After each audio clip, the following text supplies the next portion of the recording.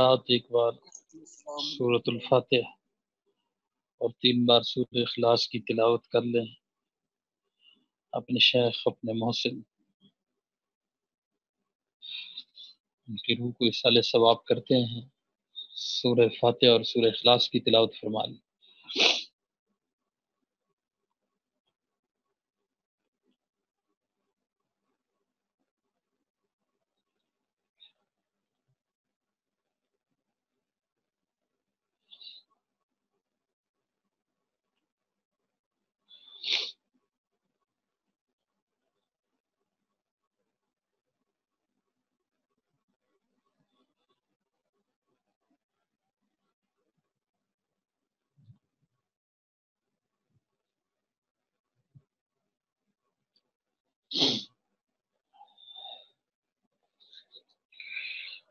الحمد للہ حمدا کثیرا طیبا مبارکا کما امر.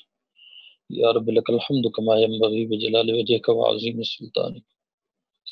پروردگار عالم، ہم سب کی طرف سے، پوری امت کی طرف سے اللہ آئیے آخری عشرے کی پہلی طاق رات ہے، شب جمعہ ہے. پروردگار عالم، اپنے محبوب بندے جنہوں نے دین کی حقیقتیں ہمیں سمجھائی ہے، اللہ 1 صدی کے قریب زندگی اور اپنا سب کچھ تیرے دین پہ خرچ کیے رکھا. اللہ ہمارے حضرت کی کامل بخشش اور مغفرت فرما.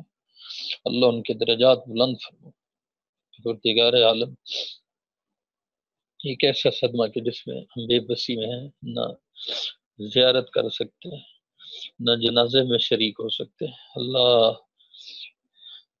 اس کا تو ہمیں اجر عطا فرما. اللہ ان کی نسبت کی برکات عطا فرما کہ ان کی اللہ جو تو نے علمی شان انہیں بخشی تھی، اللہ اس کا وافر حصہ میں نصیب فرما کہ اللہ اس صبر کا میں اجر اس صورت میں عطا فرما. میرے مولا ہمارے حضرت کی تمام علمی توجہات میں نصیب فرما. اللہ حضرت زندگی میں شعر پڑھتے تھے، مجتہد مرا نہیں کرتے، وہ فقط راستہ بدلتے ہیں. ان کے نقش قدم سے صدیوں کے اصول بنتے ہیں. اللہ ہمیں حضرت علامہ صاحب کی کامل برکات نصیب فرما. اللہ ان کی علمی اور عبقری شخصیت کو جو تو نے نوازا تھا، میرے مولا ہمیں بھی وہی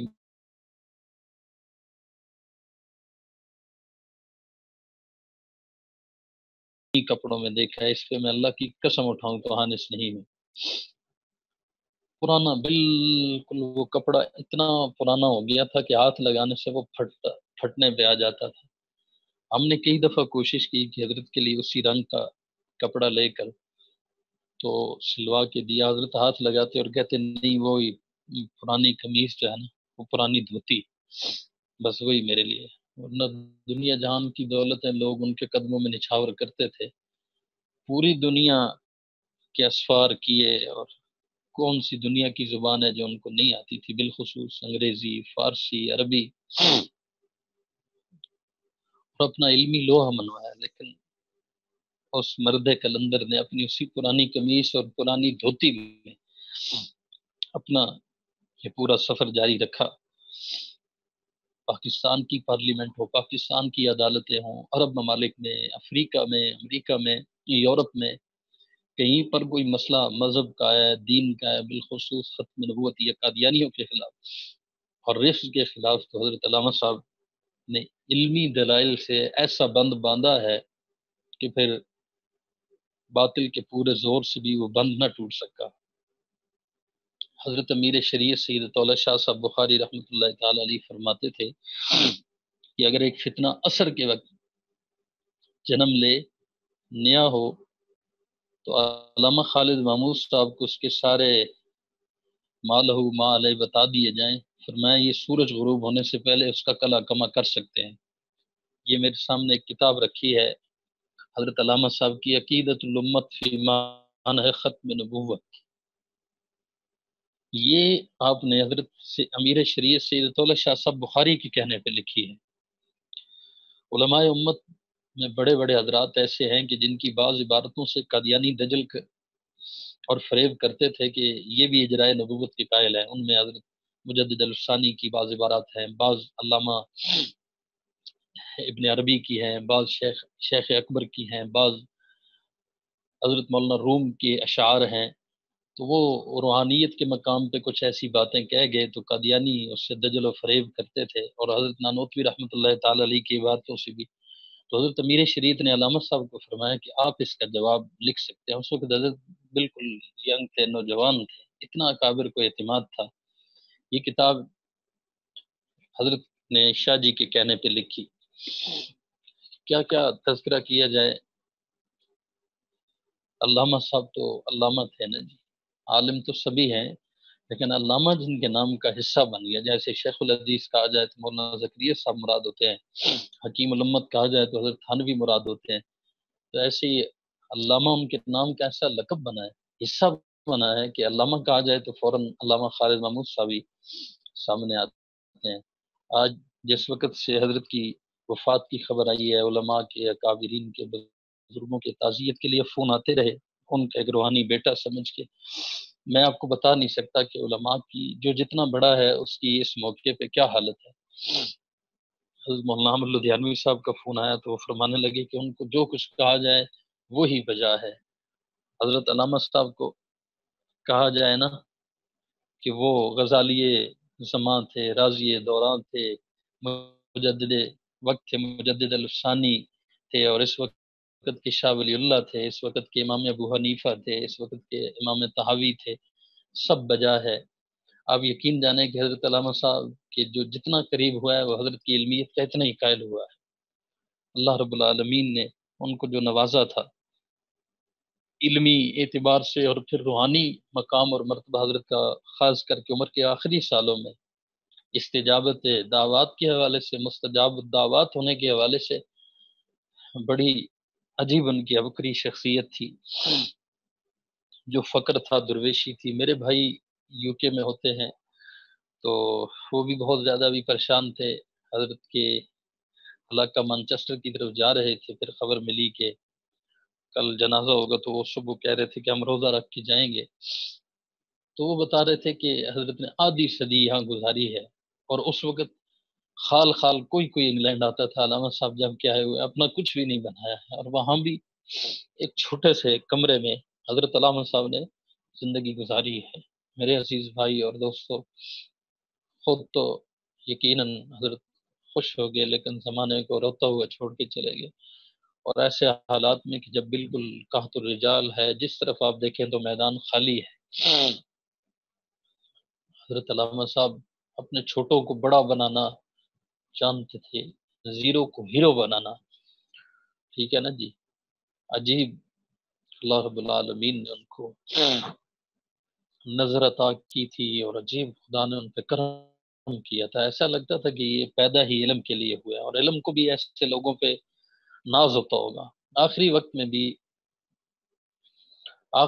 وقت میں بھی جب حضرت علامہ صاحب گرے ہیں تو قلم کاغذ ہی سے فارغ ہو کے اٹھے ہیں، یعنی اس وقت بھی کچھ نہ کچھ لکھ رہے تھے اور چل رہا تھا۔ اور ابھی ایک ویڈیو میں نے شیئر کی کہ جو رمضان کے بالکل ایک دن پہلے حضرت نے فرمایا کہ میں رمضان میں ترجمہ قرآن پڑھاؤں گا، تو میں سمجھتا ہوں یہ حضرت کی روحانی نسبت کی برکت ہے۔ آپ اس میں اسی انداز سے چلتے رہے۔ ہمارے حضرت نے کبھی قلت و کثرت کا وہ نہیں کیا، اور کبھی حضرت یہ نہیں، ابھی پچھلے دنوں جب جامعہ اشرفیہ آئے تو گرامر شروع کر دی، صرف و نحو پڑھانا شروع کر دی چند ایک لوگوں کو، جہاں رہائش تھی وہاں پہ۔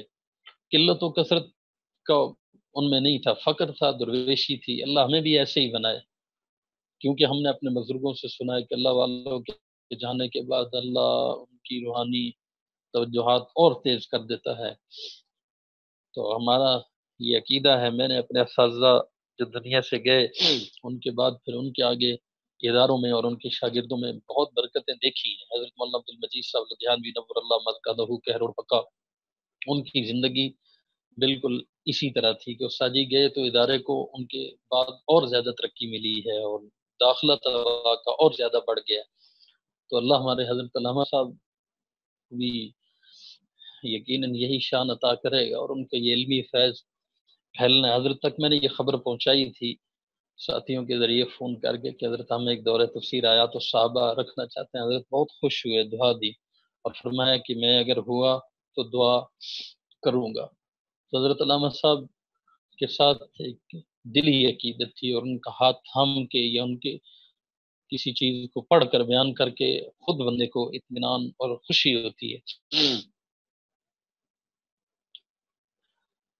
کیا کہوں، بہت سارے الفاظ ہیں، بہت سارے اشعار بھی ہیں، سب کچھ ہے۔ حضرت علامہ صاحب سے سنے ہوئے کئی اشعار۔ حضرت سید نفیس شاہ صاحب فوت ہوئے تو ہم جنازے کے لیے حضرت کے ساتھ گئے، تو حضرت نے ایک شعر پڑھا، مجھے آج یاد آ رہا تھا کہ کسی کی شمع حیات جب کہ صبح کو کچھ ٹمٹما رہی تھی، کسی کی شمع حیات جب کہ صبح کو کچھ ٹمٹما رہی تھی، ہزار روغن میں ڈالتا تھا مگر وہ بجھتی ہی جا رہی تھی، کہ میں تیل ڈال رہا تھا لیکن وہ بجھتی ہی جا رہی تھی، قضا کا دستے جفا کو نندا بڑی ہی تیزی سے بڑھ رہا تھا، وہ جا رہے تھے میں رو رہا تھا، قضا کھڑی مسکرا رہی تھی۔ یقیناً آج ہم ایسے مقام پہ کھڑے ہیں، علماء کے فون آئے، وہ کہ مجھ سے تعزیت کر رہے تھے، میں ان کو اپنا بڑا سمجھ کے کہ حضرت مجھے آپ سے بات کر کے حوصلہ مل رہا ہے۔ حقیقت یہ ہے، حضرت مولانا احمد لدھیانوی صاحب کا فون آیا، مولانا عبدالقیوم حقانی صاحب کا آیا، مولانا الیاس چنوٹی صاحب کا آیا، حضرت توسوی صاحب کے صاحبزادگان کا آیا، مولانا عبدالکریم ندیم صاحب کا بھی بالکل تھوڑی دیر پہلے فون آیا۔ اسی طرح جامعہ شفیہ کے حضرات ہیں، کراچی سے حضرات علماء کے فون آئے، ہر ایک دوسرے سے تعزیت کا مستحق ہے۔ آپ خوش نصیب ہیں کہ حضرت علامہ صاحب کو پڑھنے کا آپ کو موقع ملے گا، اور حضرت علامہ صاحب سے آپ کا تعارف ہو گیا۔ بڑی بد نصیبی رہی ان لوگوں کی کہ جو حضرت کے پاس بیٹھ نہ سکے۔ یقیناً علامہ صاحب کے پاس جو نہیں بیٹھا ہے اس کو شاید علم کے بہت سارے پہلوؤں کا پتہ نہیں ہے، آشنائی نہیں ہو سکتی۔ جب بندہ خدا کی یہ جو نعمتیں ہیں نا دی ہوئی، ایک ہے کتابی عالم، ایک ہے وہابی عالم، تو علامہ صاحب ان شخصیات میں سے تھے۔ میں آپ کو کیا کیا باتیں بتاؤں، ظاہر ہے کہ ایک پورا عرصہ ہے اور اس میں بہت سارے واقعات ذہن میں ہیں، کوشش کریں گے کہ ان کو لکھا جائے اور حضرت کے مختلف پہلوؤں کو ان کے جتنے متعلقین متوسلین ہیں ان سے اکٹھا کیا جائے اور پھر ان تک وہ جمع شدہ مجموعہ پہنچایا جائے۔ کوئی اللہ تعالیٰ توفیق دیں گے، ہمت دیں گے۔ میرے عزیز بھائیوں، حضرت علامہ صاحب کی عمر تقریباً 98 سال کے قریب بنتی ہے۔ 25 میں حضرت کی پیدائش ہے، 75 وہ، اور یہ ملائے جائیں تو 95، اور اگر عربی اعتبار سے ہو تو 98 99 سال بنتی ہے، عربی سالوں کا اعتبار کیا جائے۔ حضرت علامہ صاحب تقریباً 15-16 سال کی عمر میں علامہ مشہور ہو گئے تھے علماء کی دنیا میں۔ ایک بیان فرما رہے تھے بچپن میں، تو حضرت کہتے ہیں کہ حضرت مفتی کفایت اللہ صاحب نے وہ بیان، مفتی اعظم ہند مفتی کفایت اللہ صاحب دہلوی نے وہ بیان سنا، توجہ سے سنتے رہے، تو کسی نے پوچھا کہ آپ تو بیان نہیں سنتے، تو اس نوجوان کا سن رہے ہیں؟ فرمایا کہ میں اتنی اونچی علمی سطح پہ یہ نوجوان بول رہا تھا کہ میں دعا کر رہا تھا کہ اس سے آگے مزید گمراہی پیدا ہو سکتی ہے۔ مطلب یہ کہ خدا کے وجود پہ اشکالات کرنا اور دیگر دینی شاعر جو ہیں ان پہ عقلی اشکالات کرنا ایسے ذہین آدمی کے لیے کوئی مشکل نہیں ہے، بس اللہ اس کو دین حق کے لیے استعمال کرے۔ میرے ایک استاد ہیں، وہ کہتے ہیں اگر یہ بریلوی حضرات میں ہوتے تو وہ شاید اپنے اعلیٰ حضرت مولانا احمد رضا خان کو بھول چکے ہوتے، ان کے اعلیٰ حضرت یہی ہوتے۔ علامہ صاحب کی زندگی کے بہت سارے پہلو ہیں۔ حضرت کے استاد سارے علامہ ہیں۔ علامہ شمس الحق افغانی استاد ہیں، علامہ شبیر احمد صاحب عثمانی استاد ہیں، علامہ سید یوسف بن نوری یہ بھی دیوبند کے زمانے کے حضرت علامہ صاحب کے استاد ہیں۔ اسی طرح علامہ مولانا ادریس کاندلوی صاحب یہ بھی استاد ہیں، علامہ ابراہیم بلیاوی یہ بھی استاد ہیں، اور مفتی حسن صاحب بانی جامع اشرفیہ یہ بھی حضرت علامہ صاحب کے استاد ہیں، اور مفتی محمد شفیع صاحب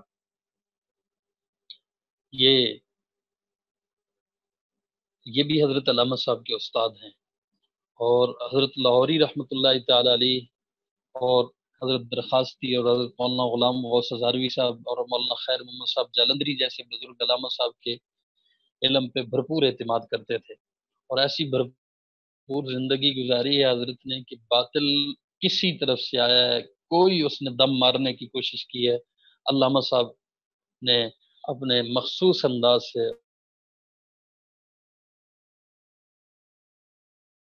صاحب کی زندگی کی کچھ ایسی خاص باتیں ہیں، آپ حیران ہوں گے کہ ہر طرح کی مجلس کے لوگ حضرت کے پاس آتے جاتے تھے، حضرت کی طبیعت میں مزاح بھی تھا، لیکن کبھی میں نے نہیں دیکھا اس عرصے میں کہ حضرت نے مزاح کرتے ہوئے کوئی مذاق کی بات میں ہی کوئی ایسا نازیبا لفظ، تو کیا نازیبا لفظ کے قریب بھی کوئی لفظ کا چناؤ بھی بڑا عجیب ہوتا تھا حضرت علامہ صاحب کا، اور ایسی ان کی ساری وہ بھی اپنے درجے میں تھی۔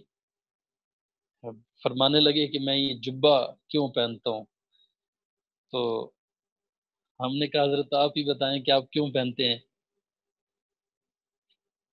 علامہ صاحب کے بہت سارے ویڈیو بیانات موجود ہیں، الحمدللہ نیٹ پہ موجود ہیں حضرت کے ویڈیو بیانات یوٹیوب پہ۔ تو ہمارے ادارے ارشاد المبلغین کے پچھلے سالانہ پروگرام میں لاہور تشریف لائے، وہ چھوٹے چھوٹے کلپس میں نے وہ الگ کرائے ہیں، وہ انشاءاللہ گروپ میں بھیج دیں گے۔ تو حضرت علامہ صاحب فرمانے لگے میں یہ جبہ کیوں پہنتا ہوں، تو ہم نے کہا حضرت آپ ہی بتائیں، تو کہنے لگے کہ جو کپڑوں پہ سیاہی وغیرہ کے داغ ہوتے ہیں نا، تو لکھتا رہتا ہوں، تو اب کہتے ہیں وہ داغوں کی وجہ سے کپڑے بار بار نہیں بدلے جا سکتے، تو بس وہ داغ چھپانے کے لیے جبہ ڈال لیتا ہوں۔ تو میں نے اس سے یہ بات اخذ کی کہ تاکہ فقر کی شان بھی باقی رہے اور علم کا یا علماء کا مقام وہ بھی باقی رہے۔ ایسے لوگ کہاں ملتے ہیں؟ اللہ اکبر، پورے عالم اسلام کے لیے بہت بڑا صدمہ ہے، اور دارالعلوم دیوبند کو ان جیسے فضلاء پہ ہمیشہ ناز رہا ہے۔ حضرت قاری طیب صاحب جو دارالعلوم دیوبند کے محتمم تھے، ان کو پہلی بار انگلستان یورپ میں علامہ صاحب لے گئے تھے، اور جو علامہ صاحب کی وہاں اسلامک اکیڈمی ہے، اس کا افتتاح حضرت قاری طیب صاحب سے کرایا تھا۔ تو پھر دیوبند سے جو علامہ صاحب کو خطوط آتے تھے یا دیوبند سے جو دعوت نامے آتے تھے، وہ بہت سارے میں نے پڑھے بھی ہیں کہ ان میں جو حضرت کے لیے الفاظ ہوتے تھے وہ ایسے ہی کہ جیسے شاید یہ دارالعلوم دیوبند کے کوئی جید استاد رہ چکے ہوں پہلے۔ حضرت زندگی میں ایک شعر پڑھتے تھے، مجتہد مرا نہیں کرتے، وہ فقط راستہ بدلتے ہیں، ان کے نقش قدم سے صدیوں کے اصول بنتے ہیں۔ تو واقعی اس کے مصداق حضرت علامہ صاحب ہیں۔ علامہ صاحب سے محبت کا سب سے بڑا اس وقت تقاضا یہ ہے کہ آپ حضرت کی کتابوں سے وابستہ ہو جائیں۔ میں آپ کی منت کر کے کہتا ہوں کہ علامہ صاحب کی کتابوں کو پڑھنا شروع کر دیں۔ علامہ صاحب کو آپ پڑھیں گے، علامہ صاحب کو پڑھنے کے بعد باقی سارے بزرگوں کی کتابیں آپ کے لیے آسان ہو جائیں گی۔ اللہ پاک نے ان کو ایسا عجیب ملکہ عطا کیا ہے کہ وہ اپنی گفتگو میں ہی ہونے والے جتنے آئندہ کوئی اعتراض ہو سکتے ہیں یا ہو سکتے ہیں، تو علامہ صاحب کی اگر کتاب آپ نے پڑھی ہے اور علامہ صاحب کے رنگ میں آپ بات کرتے ہیں تو بات پہلے ہو جائے گی، اعتراضات بعد میں اگر کسی نے کرنے ہیں تو اس کے جوابات بھی آپ کی اسی بات میں آ جائیں گے۔ علامہ صاحب کی گفتگو میں یہ اللہ نے ایک بڑا عجیب علم کا استحضار رکھا ہے۔ مجھے ایک عالم بتانے لگے کہ میں نے فقہ پہ مضمون لکھنا تھا، وہ بھی جید عالم ہے، کہتے ہیں میں سوچتا رہا کہ کس کتاب کو دیکھوں، فقہ کی تاریخ پہ اور آگے اس کی تاریخ پہ اور تدوین پہ، اور پھر آگے کچھ احکام اور مسائل اور اس پر مثالیں بھی دے سکوں، تو کہتے میں بڑی شش و پنج میرا کس کو دیکھوں، تو میں نے علامہ صاحب کی کتاب اٹھائی آثار التشریح۔ تو میں نے کیا محسوس کیا کہ فقہ کی چھوٹی سی کتاب بہشتی گور سے لے کر ہدایت تک ایسے علم کے استحضار سے علامہ صاحب نے لکھی ہے کہ آپ فقہ کی ساری کتابوں سے بے نیاز ہو جائیں گے، آپ کو سارے ہی اس میں آ جائے گا۔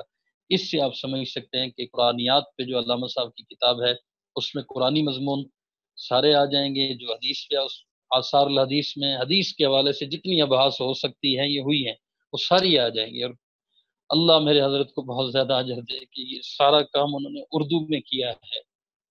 عربی میں وہ بہت اچھا لکھ سکتے تھے، لیکن شاید یہ بھی ان کی کثر نفسی ہے، عاجزی انکساری ہے کہ انہوں نے اردو میں لکھا ہم جیسوں کے لیے، بعد میں آنے والوں کے لیے۔ اس لیے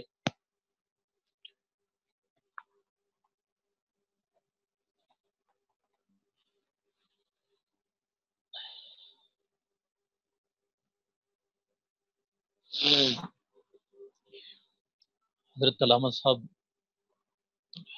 کی جو کتاب تصوف پہ ہے، آثار الاحسان، اس کو آپ دیکھیں گے تو آپ کہیں گے یہ کس زمانے کا کون سا صوفی کلام کر رہا ہے۔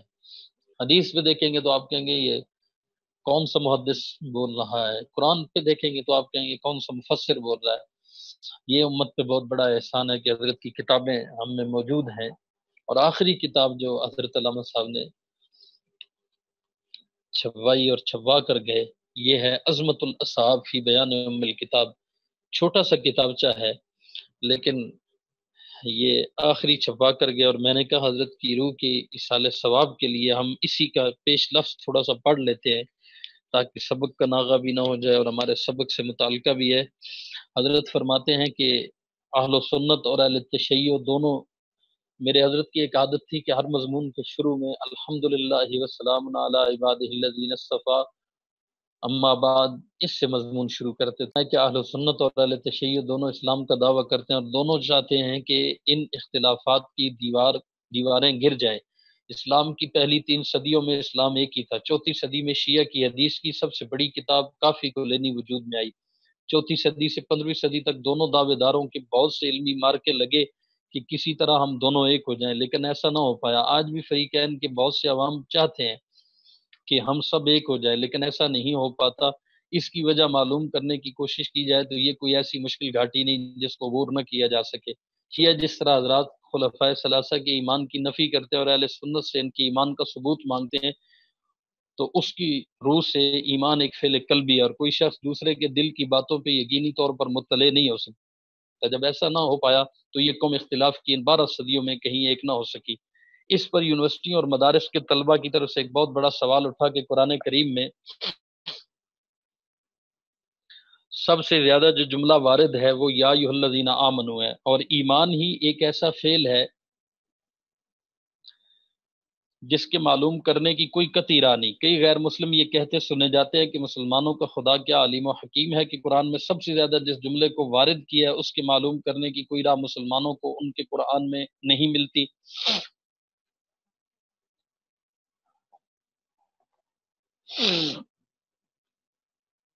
انہی کو لاجواب کرنے کے لیے مختصر کتابچہ لکھا جا رہا ہے کہ باہمی تسلیہ کے لیے اس چھپی حقیقت کی بجائے کوئی کھلی بات سامنے لائی جائے۔ یا ایھا الذین آمنو، اس پر یہ اعتراض کر سکتے ہیں کہ یہ اندر کا فعل ہے، تو حضرت فرماتے ہیں کہ کھلی باتیں سامنے لائی جائیں قرآن سے جس سے دونوں حلقوں میں کوئی کھلی بات سامنے آ جائے۔ شیعہ دانشوروں نے اس گھاٹی کو عبور کرنے کے لیے تقیہ کی راہ نکالی، اور اب تک شیعہ سنی اختلافات میں جب بھی کوئی ہم آنگی ہوتی ہے وہ تقیہ کی راہ سے ہوتی ہے، لیکن ظاہر ہے کہ کاغذ کے پھولوں میں کبھی خوشبو محسوس نہیں کی جا سکتی۔ تو حضرت فرماتے ہیں کہ قرآن کریم میں صرف احکام نہیں، واقعات بھی بڑی کثرت سے ہیں۔ یہ نہیں ہو سکتا کہ اللہ تعالیٰ علیم و حکیم نے واقعات کے ضمن میں کوئی ایسی راہ نہ بتائی ہو جس سے کسی کے ایمان کو جانچا اور پرکھا نہ جا سکے۔ اور پھر اس سوسائٹی میں جس میں صلح و جنگ کے 20 مارکے لگے ہوں، حضرت سبق کے بعد نا مجھ سے عام طور پہ پوچھتے تھے کہ یہ طلبہ میری اردو سمجھ لیتے ہیں؟ میں پھر الحمدللہ کوشش کرتا تھا کہ حضرت کا بڑھاپا بھی ہے اور اتنی محنت بھی کرتے ہیں، تو بڑے حوصلہ افزا جملوں سے کہ حضرت آپ کی اردو سے ان کی اردو بنتی ہے اور ان کو اردو بولنے اور پڑھنے کا سلیقہ آئے گا، آپ کو دعائیں دیں گے یہ۔ تو حضرت فرماتے ہیں کہ پھر اس سوسائٹی میں جس میں صلح و جنگ کی 20 مارکے لگے اور وہ عرب میں پہلی دفعہ سامنے آئی اور علمی طور پر ان کے پاس قرآن و حدیث کی لاکھوں ہدایات بھی موجود ہوں، وہ ان میں قطعی علم کی کوئی راہ نہ پا سکے، اس کے لیے ہم نے مناسب جانا کہ نظریات کی بجائے ہم واقعات کا رخ کریں اور قرآن کی روشنی میں صحابہ کے وقائع حیات پر اس طرح غور کریں کہ یہ کاوش ہمیں کسی درجے یقین تک پہنچا دے۔ اس میں ہم نے ضروری سمجھا کہ صحابہ کے وقائع زندگی کو ہم تاریخ میں نہیں قرآن کے آئینے میں دیکھیں، اور ہمارے شیعہ احباب بھی اپنے بڑے بھائی اور چھوٹے بھائی کی تاریخی اصطلاح کی روشنی میں صحابہ کرام کے قرآن میں ذکر کیے گئے ان وقائع حیات پر غور کریں، تو ضروری نہیں کہ ہم اس گھاٹی کو عبور نہ کر پائیں۔ کیسی دشمن کے لیے بھی زبان استعمال کی۔ صحابہ کی سوسائٹی کے واقعات فرماتے ہیں حضرت اسماء بنت امیس کون تھی؟ حضرت جعفر بن طالب کی اہلیہ۔ حضرت جعفر جنگ موطا میں شہید ہوئے تو ان کی بیوہ نے حضرت ابوبکر سے نکاح کر لیا۔ حضرت ابوبکر کی وفات ہوئی تو انہوں نے حضرت علی سے نکاح کر لیا۔ حضرت فاطمہ کی ایام علالت میں یہی ان کی خدمت کرتی رہی۔ ان واقعات کی روشنی آپ بھول کر بھی عقیدہ امامت اور تفضیل ائمہ کی بحثوں میں نہ پڑیں گے اور حضرت ابوبکر اور حضرت علی کے مابین کسی طرح کی دشمنی ثابت کرنے کے در پہ نہ ہوں گے۔ حضرت فرماتے ہیں اسلام میں نکاح کے لیے مرد اور عورت دونوں کا ایمان پر ہونا ضروری ہے۔ یا ایھا الذین آمنوا اذا جاءکم المؤمنات مہاجرات فامتحنوهن اللہ اعلم بایمانہن۔ فرمایا اس آیت کی روح سے اس حکم شرعی کا انکار نہیں کیا جا سکتا کہ نکاح کے لیے فریقین کا ایمان پر ہونا شرط ہے۔ قرآن کریم میں جہاں لفظ ایمان وارد ہے اور یہ نہ کہیں کہ فریقین میں اسلام میں ہی نکاح کے لیے کافی ہے، یہاں ایمان کا لفظ ہے اور اس کے بغیر نکاح اور ذبیحہ کے احکام نہیں چلتے ایمان کے بغیر، صرف اسلام کافی نہیں، ایمان کا لفظ ہے یا ایھا الذین آمنو۔ فرمایا اب اس راز سے اور سوچیں کہ حضرت علی نے اپنے بھائی حضرت جعفر، یہ کسی شاید بڑے عالم کا فون ہو۔ السلام علیکم ورحمۃ اللہ جی۔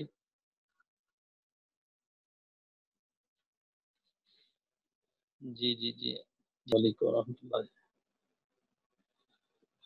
وہ مشہور نعت خان ہیں مولانا آصف رشیدی صاحب، تو ان کا فون تھا کہ کسی شاعر نے حضرت پہ کلام لکھا ہے، تو میں نے پڑھ کے کہتے ہیں سینڈ کر دیا ہے، تو آپ اس کو آگے چلائیے گا۔ ہاں کیا بات ہے جی، ہمارے حضرت علامہ صاحب کی۔ میں کیا بات عرض کر رہا تھا؟ ہاں یہاں سے پڑھ رہا تھا جی۔ تو فرماتے ہیں کہ حضرت عمر کا حضرت ام کلثوم بنت علی سے نکاح ہوا، حضرت عمر کا ایمان ثابت ہوا۔ حضور نے اپنی دو بیٹیاں حضرت عثمان کے نکاح میں دی، اس سے ان کا ایمان ثابت ہوا۔ اب کوئی وجہ نہیں جس سے شیعہ اثنا عشریہ خلفائے ثلاثہ کے ایمان کا انکار کر سکیں۔ یہ صرف مسائل نہیں واقعات ہے، یہ راہ ہے جس سے حقائق معلوم کرنا بہت آسان ہے۔ معلوم ہوا کہ نظریات کی بجائے واقعات زیادہ اوقاف النفس ہوتے ہیں، ٹھیک ہے نا جی۔ جو بات میں ضروری سمجھتا تھا، حضرت فرماتے ہیں فضائل صحابہ، مقام صحابہ، عظمت صحابہ اور ان کے تاریخی وقائع، یہ سب علیحدہ علیحدہ موضوع ہے۔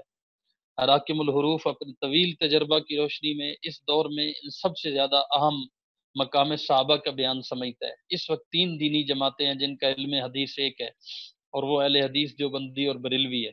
اگر وہ اپنے مدارس میں، اپنی مساجد میں اور اپنے گھروں میں مقام صحابہ کو قرآن و حدیث کی روشنی میں نکھار کر سامنے لے آئے اور اسے عام بیان کرتے رہیں، تو شیعہ کی چوتھی صدی ہجری سے 15ویں صدی ہجری تک عوامی حلقوں میں لگائی ہوئی فتنہ و فساد کی آگ یکسر بجھ جائے گی۔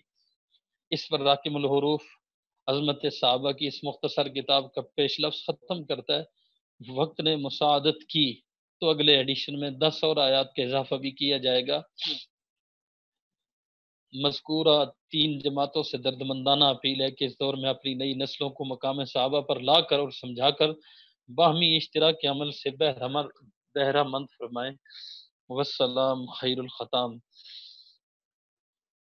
بہرحال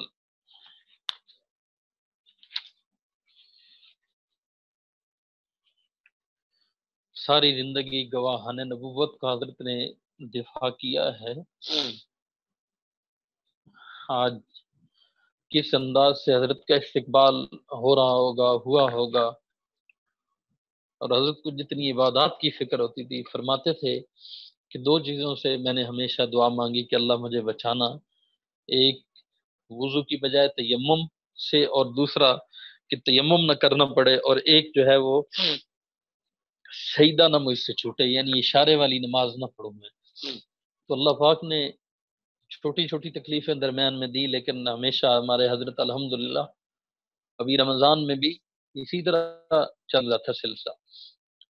اپنی میرے بھائی نے فون کیا کہ حضرت علامہ صاحب کھڑے ہو کر الحمدللہ تراویح پڑھتے ہیں، باوجود یہ کہ وہ اگر بیٹھ کر پڑھتے تو شرعی عذر اپنی جگہ موجود تھا، لیکن اس پہ اللہ کا شکر ادا کرتے تھے کہ اللہ نے مجھے اعضاء اچھے دیے ہیں، صحت اچھی دی ہے، حافظہ آخر وقت تک الحمدللہ کام کرتا تھا۔ بس مالک کی مرضی ہے اور ہماری بد نصیبی ہے کہ ہزاروں میل دور ہمارا محبوب ہم سے رخصت ہوا، اور مزید کل تک وہ اس زمین کے اندر چلے جائیں گے۔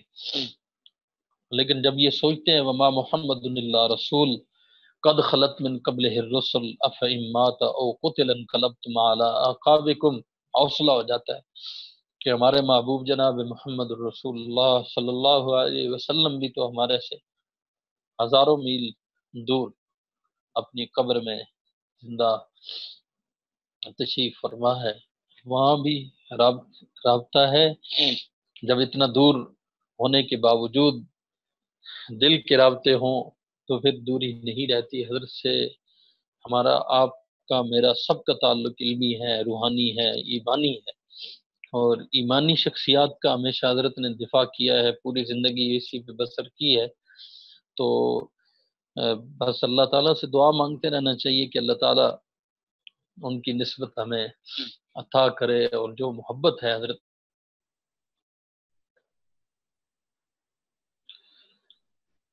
بس آپ حضرت کے لیے دعا کریں گے اور اپنی زندگی کا مشن بنائیں گے۔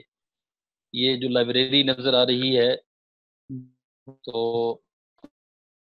ہم اسے علامہ خالد محمود لائبریری کا نام آج سے دیا ہے، اور اللہ مجھے ہمت دے۔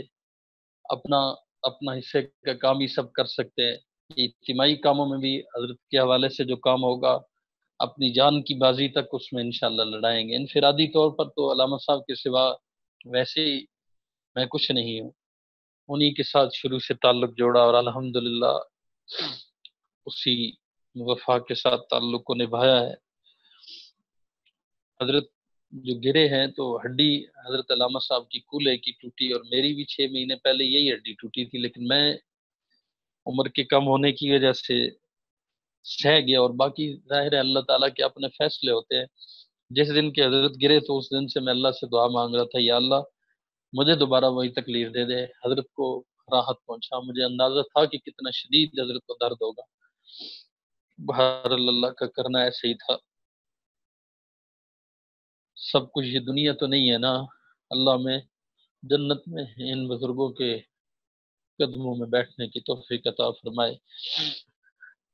جو بھی آیا ہے وہ اس دنیا میں جانے کے لیے آیا، رہنے کے لیے کوئی نہیں آیا۔ میں آپ سے پھر یہی کہوں گا کہ حضرت علامہ صاحب کو ان کی ذات سے زیادہ ان کی بات اور مشن پیارا تھا۔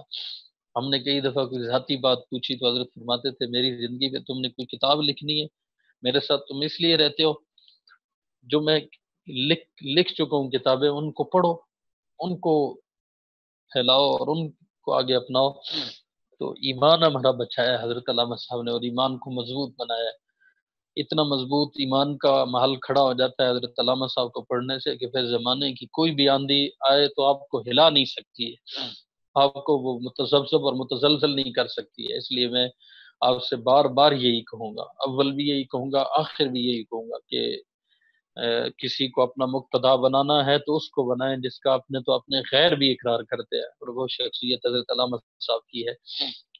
جب امتناع قادیانیت آرڈیننس پاس ہونا تھا صدر ضیاء کے دور میں، بہت سارے علماء نے قادیانیوں سے قطع تعلق اور بائیکاٹ کے فتوے دیے تھے۔ میں آپ سے کہوں گا، آپ فتاوی ختم نبوت میں جو علامہ صاحب نے لکھا تھا نا قادیانیوں سے قطع تعلقی کا، ہلا کے رکھ دیا، ایسے خوبصورت اور ایسے تنقید کر کے کمال کر دیا۔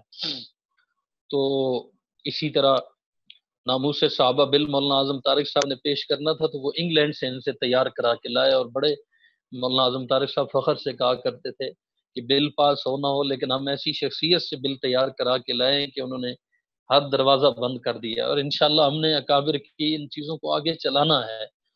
یار وہ بھی اسی گوشت پوست کے انسان تھے نا، ان میں بھی خون رواں تھا، ہڈیاں تھیں، تو ہم بھی وہ انسان ہیں، ہم بھی وہ انسان ہیں، اسی طرح کے انسان ہیں۔ عزم کر لیں، ارادہ کر لیں تو انشاءاللہ کبرنی موت الکبریٰ، بڑوں کی موت جو ہے نا چھوٹوں کو بڑا بنا دیتی ہے۔ ہمیں بڑا بننے کی ضرورت نہیں ہے، لیکن ہمارے بڑوں کا جو کام ہے نا وہ جاری رہنا چاہیے، اور جو وہ زمانے پہ نقش چھوڑ گئے ہیں ان پہ ہم چلتے رہیں تو یہ بہت بڑی کامیابی ہے۔ علامہ صاحب کی ساری کتابیں دوست پوچھ رہے مل جاتی ہے، الحمدللہ مل جاتی ہے، آپ رابطہ رکھیے گا۔ تو یہ جو میں عرض کر رہا ہوں کہ علامہ خالد محمود رحمۃ اللہ تعالی علیہ، اس لائبریری کا، لاہور والی لائبریری کا ہم یہی نام رکھیں گے، اور اللہ نے توفیق دی تو علامہ صاحب کے نام پہ ایک پوری اکیڈمی انشاءاللہ بنانے کا عزم رکھتا ہوں۔ آپ بھی دعا کریں، ارادہ رکھیں، اور اس مشن میں ہمارے ساتھ چلیں تو انشاءاللہ العزیز فائدہ ہوگا۔ حضرت علامہ صاحب نے یہ پارلیمنٹ کے لیے لکھی تھی معیار صحابیت، شیعہ نے لکھی معیار صحابیت صحابہ کی عظمت گرانے کے لیے، اور علامہ صاحب نے صحابہ کی عظمت بتانے اور بچانے کے لیے لکھی پارلیمنٹ کے ممبروں کے لیے اس کتاب نے بھی بڑی دھوم مچائی.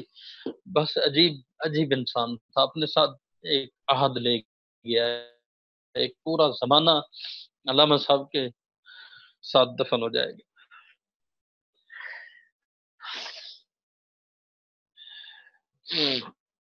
ہاں، یہ لوگ دفینہ نہیں ہوتے، یہ گنجینہ ہوتے ہیں. یہ لوگ دفینہ نہیں ہوتے، بس چلے تو انسان ان کو مٹی کے سپرد نہ کرے، لیکن بے بسی ہے، ہم اس کے بندے ہیں. شورش کشمیری نے مولانا ابوالکلام آزاد کی وفات پہ کہا تھا، اور وہ لفظ من و ان آج کہنے کو جی کرتا ہے. میں سناتا ہوں اور اسی پہ اپنی بات کا اکتفا کر دیتا ہوں. آپ دعا کیجئے گا، نوافل پڑھ کر تلاوت کر کے. میری سب حضرات سے درخواست ہوگی کہ حضرت کے جنازہ اور حضرت کے دفن سے پہلے آپ سورہ بقرہ کی ضرور تلاوت کریں گے. اپنے متعلقین سے بھی کہیں ہماری طرف سے حضرت کو یہ تحفہ ملنا چاہیے، تو یہ آپ لازمی سمجھیں کہ سورہ بقرہ کی آپ نے تلاوت کرنی ہے. یہ کل آپ صبح 7 بجے 8 بجے سے پہلے پہلے لازمی تلاوت کر لیں گے، اور حضرت علامہ صاحب ہی کے لیے کریں گے. شورش کاشمیری نے کہا تھا مولانا ابوالکلام آزاد کی وفات پہ کہ عجب قیامت کا حادثہ ہے کہ اشک ہے آستی نہیں ہے، آنسو بہ رہے ہیں پوچھنے والا کوئی نہیں ہے. عجب قیامت کا حادثہ ہے کہ اشک ہے آستی نہیں ہے، زمیں کی رونق چلی گئی ہے افق پہ مہر مبیں نہیں ہے. تیری جدائی میں مرنے والے وہ کون ہے جو حزین نہیں ہے، مگر تیری مرگ ناگہاں کا مجھے ابھی تک یقین نہیں ہے.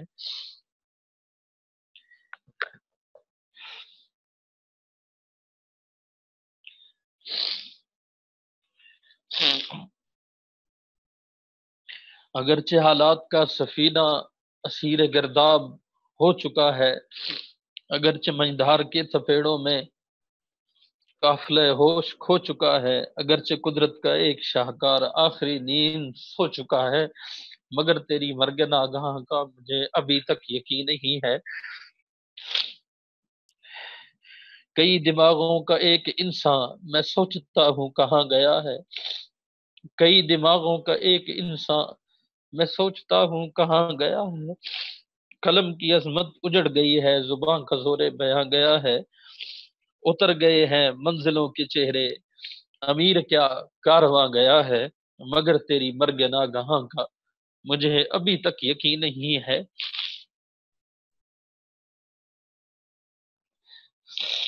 مجھے یقین ہے کنارے جمنا سے پھر کوئی سلسلہ اٹھے گا، گئے زمانے کی یادگاروں سے ایک نیا ولولہ اٹھے گا. جہاں جہاں ہم فنا ہوئے ہیں وہاں وہاں قافلہ اٹھے گا، مگر تیری مرگ ناگہاں کا مجھے ابھی تک یقین نہیں ہے. گھانا اور افریقہ کے خوفناک جنگلوں میں حضرت مولانا منظور احمد صاحب چنیوٹی فرماتے ہیں، علامہ صور میں پہلی دفعہ جب ختم نبوت کا پیغام لے کر گئے کالوں میں، افریقیوں میں، تو شیر چیتے جب ہمیں جنگل میں آمنے سامنے آتے نا، تو علامہ صاحب مجھے اور میں علامہ صاحب کو پکڑ لیتا اور ہم ایک دوسرے کو محبت سے تھام رہے ہوتے. اس طرح جنگلوں میں جا کے ختم نبوت کی آذانیں کس نے دی ہیں؟ جب کبھی زمانہ بیدار ہوگا اس وقت پتہ چلے گا کہ علامہ صاحب کیا تھے. میں تو زندگی میں بھی آپ یقین جانیں کہ میرے دوست گواہی دیں گے کہ جہاں بیٹھتا تھا،